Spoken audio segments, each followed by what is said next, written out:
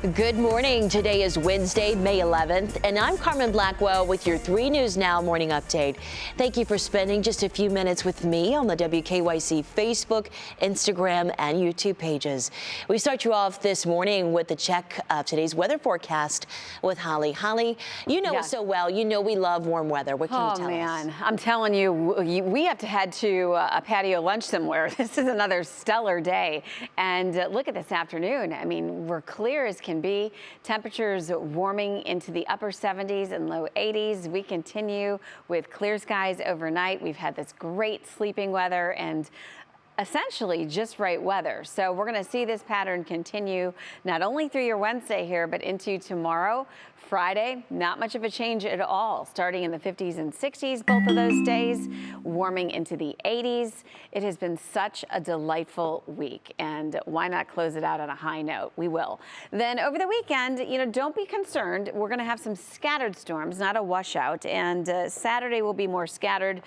As we get into Sunday, it'll be more isolated, so you'll still get those graduation parties and things you have planned. Then looking ahead to next week, it cools off just slightly, but Carmen, beyond Tuesday, all trends showing that we warm right back up.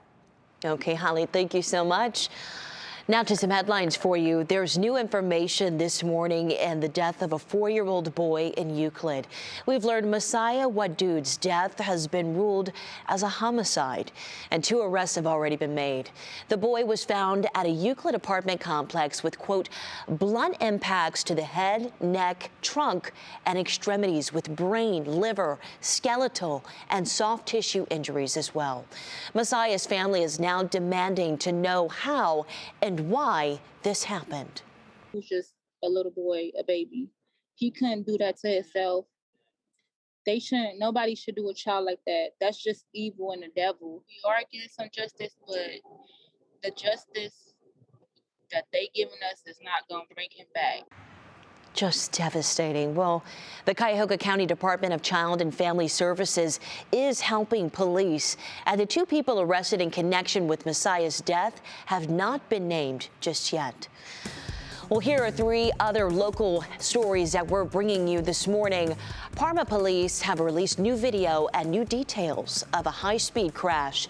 Now, this happened around 1 a.m. yesterday morning, where police were pursuing a vehicle believed to be stolen and without a license plate.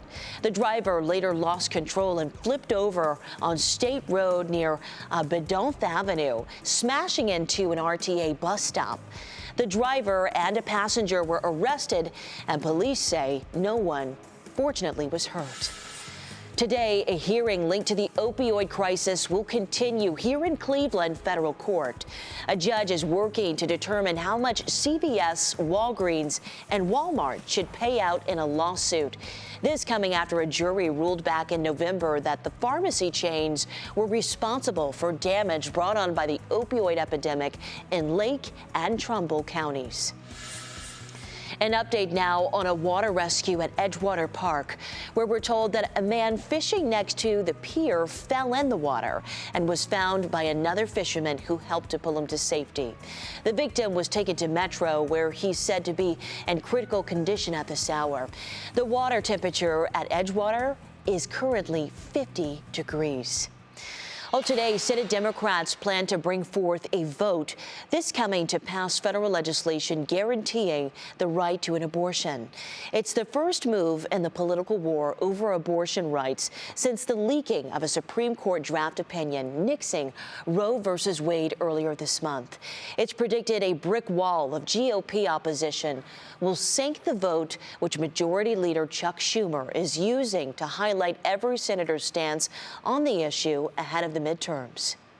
Every American will see how every senator stands. They can't duck it anymore. It is an attempt to replace the rule of law with the rule of mobs. Anxiety is also building on the pro-choice side that Republicans could move to ban all abortions if they retake the House and Senate majorities in 2024. And the protests against the Supreme Court have grown increasingly personal now, going from the steps of the Supreme Court even to the homes of some of these high court justices and senators themselves. A recent poll showing that nearly 2/3 of the country supports keeping Roe in place. Also happening in Washington, President Biden outlined the steps the White House is taking to slow down record inflation.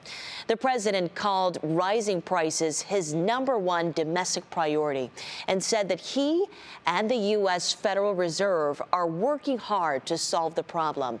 Today, April's Consumer Price Index report is expected at 8:30 this morning, which is expected to show a 0.2% increase in April, or 8.1% year over year.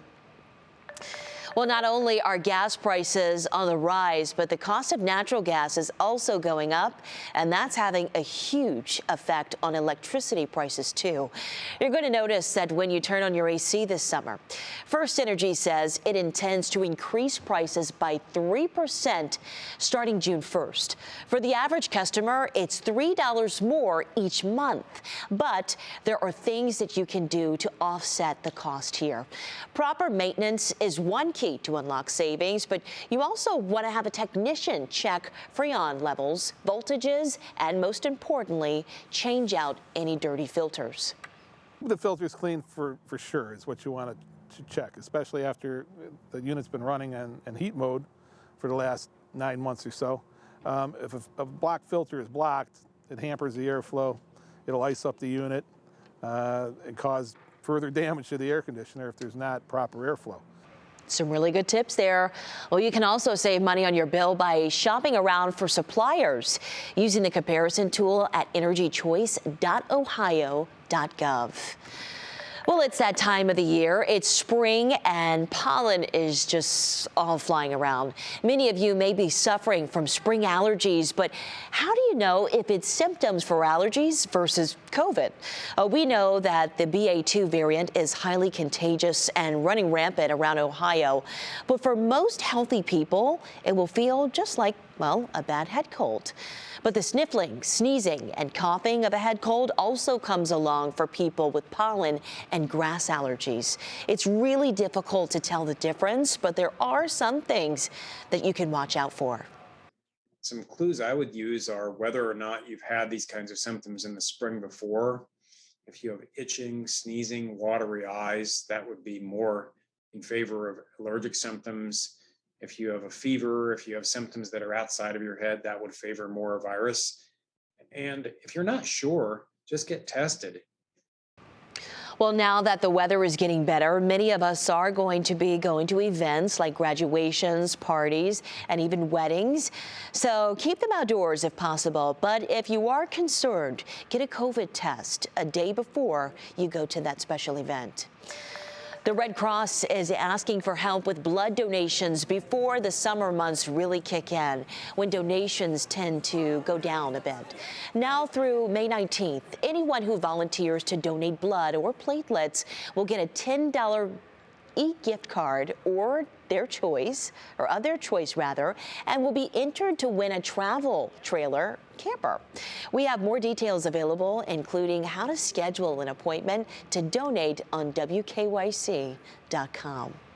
Well, thank you for taking the time to join me for this 3 News Now morning update.